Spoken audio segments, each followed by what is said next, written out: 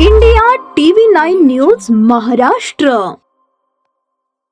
नशिराबाद उड्डाण पुलावर दुचाकीला झालेल्या अपघातात तरुणाचा मृत्यू झाल्याची धक्कादायक घटना समोर आली आहे। या अपघातात जुळ्या भावांपैकी एकाचा मृत्यू झाला तर दुसरा गंभीर जखमी आहे।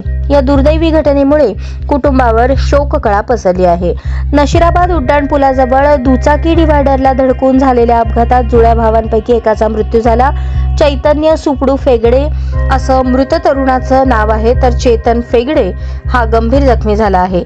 चैतन्य व चेतन हे दोघे भाऊ कामानिमित्त दुचाकीने जळगावला येत होते। वडील रिक्षाने पुढे निघाले तर दोन्ही भाऊ दुचाकी क्रमांक MH19EE 1702 घेऊन निघाले।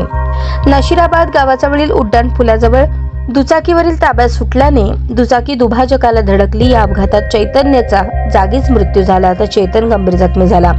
गंभीर जखमी चेतनला तातडीने जळगाव शासकीय रुग्णालयात प्राथमिक उपचारानंतर खासगी रुग्णालयात दाखल करण्यात आले असून त्याची प्रकृती चिंताजनक आहे। या प्रकरणी नशिराबाद पोलीस ठाण्यात अकस्मात मृत्यूची नोंद करण्यात आली असून मयत चैतन्य 1 वर्षापूर्वीच रेल्वे विभागात नोकरीस लागला होता।